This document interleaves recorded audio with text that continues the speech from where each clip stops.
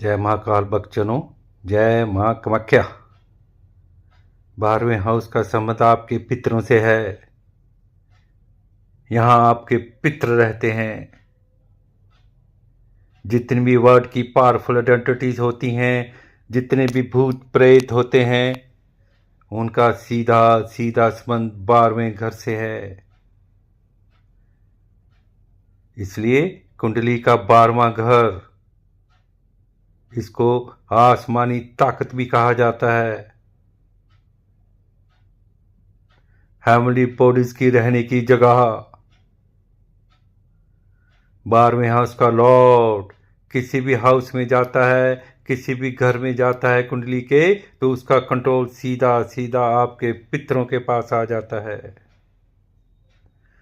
अगर first house में 12वें का लॉर्ड चला जाए तो नाम, फेम, ताकत, हमारी फिटनेस, उसका सीधा सीधा कंट्रोल 12वें हाउस में आ जाएगा, यानी पितरों के पास है।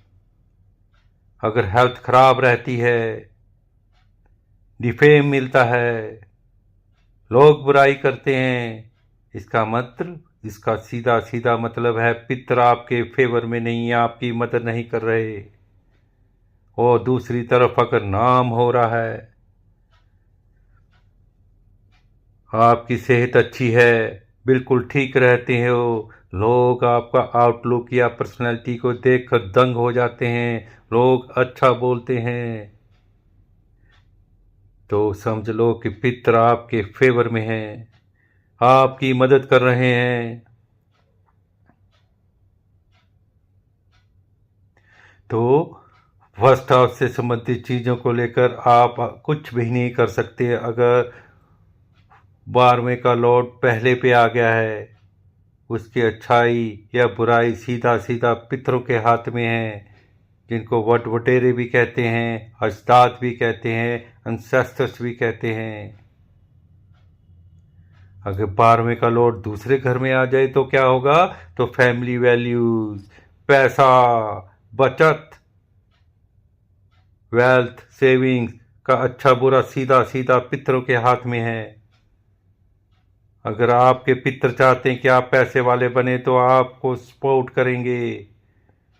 अगर लॉस होता जा रहा है, घाटा होता जा रहा है, घाटा हो रहा है, तो पितर आपको सपोर्ट नहीं कर रहे। इसी तरह 12वें का लॉर्ड यानी द्वादश, 7वें घर जो शादी विवाह पार्टनरशिप का है, उसमें आ जाए तो मैरिज, पार्टनर, पार्टनर ट्रीट, ध्यान रखता है कि ये सारी चीज़ें जो शादी से रिलेटेड हैं वो पितरों के हाथ में आ जाती है। अगर वो खुश नहीं है तो गलत पार्टनर मिल जाएगा। ये पितरों की देन है। अच्छा या बुरा पार्टनर पितरों के हाथ में है।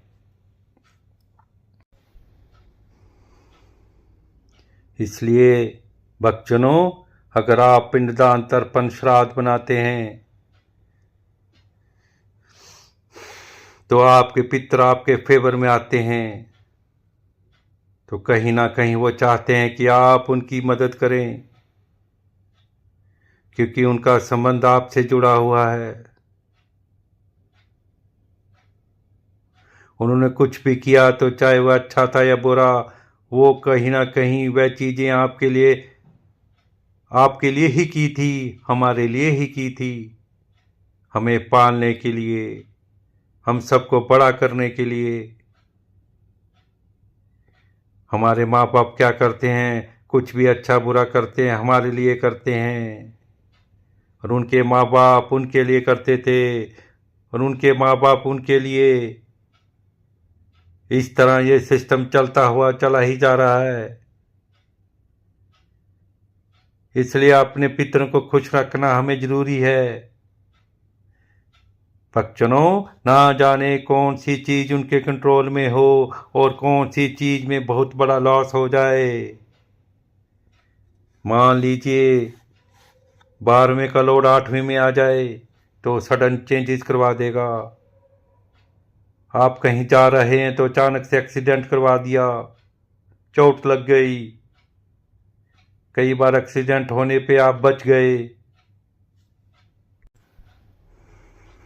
आपके दिमाग में कुछ विचार आया और आप वहां से निकल गए और आप बच गए। अगर 12वें का लॉर्ड 10वें घर में आएगा तो नाम सम्मान पहचान मिल भी सकती है और बिगड़ भी सकती है। और अगर 12वें का लॉर्ड 11वें घर में आ जाए तो धन स्रोत, इनकम के सोर्सेज मिल भी सकते हैं और बिगड़ भी सकते हैं। और इसी तरह 12वें का लॉर्ड 9वें घर में आएगा तो अच्छी एजुकेशन मिल भी सकती है और बिगड़ भी सकती है। भक्तजनों, पितृ महत्वपूर्ण है। मार्कंडेय पुराण के अनुसार जो परिवार श्राद्ध नहीं करता, अमावस्या नहीं मनाता, उनकी कुंडली श्रापित हो जाती है। और वो इसी उदाहरणों में बताया जा रहा है। अगर 12वें का लॉर्ड 5वें हाउस में आएगा तो अच्छे बच्चे मिल भी सकते हैं और नहीं भी। इसी तरह 12वें का लॉर्ड अगर पितृ चौथे घर में देख रहे हैं तो सुख की चीजें आपको मिल भी सकती हैं और नहीं भी। कहने का भाव है 12वें हाउस का लॉर्ड जिस घर में बैठेगा उस घर की चीजों को लेके आप कुछ नहीं कर सकते। अगर आपके पितर चाहेंगे तो वह मिलेगी, नहीं तो नहीं मिलेगी। इसलिए हम सबको, आपको सबको कोशिश करनी चाहिए कि आपके पितर आपसे खुश रहें और आपकी फेवर में रहें, ताकि आपको दिन दुगनी रात चौगनी तरक्की मिले और सुख समृद्धि मिले। भक्तजनों, इस तरह 12वें का लॉर्ड अगर छठे घर में चल जाए तो बीमारी, कर्जा, दुश्मनी, कोर्ट के केसेस, लड़ाई झगड़ा पितरों के हाथ में। बचाना या नहीं बचाना पितर के हाथ में है। वह आपके कर्जों को ख़त्म भी कर सकते हैं, आपके एनिमीज को ख़त्म भी कर सकते हैं। इतनी पावर है उनके पास। और जो भी एनिमीज हैं उनके माइंड में जाकर पितर ऐसी चीज बोलेंगे, इसका माइंड और उनका माइंड डाइवर्ट हो जाएगा।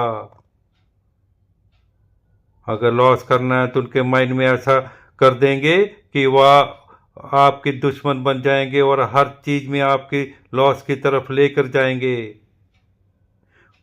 मतलब एनिमीज से आपको भारी लॉस करवा देंगे।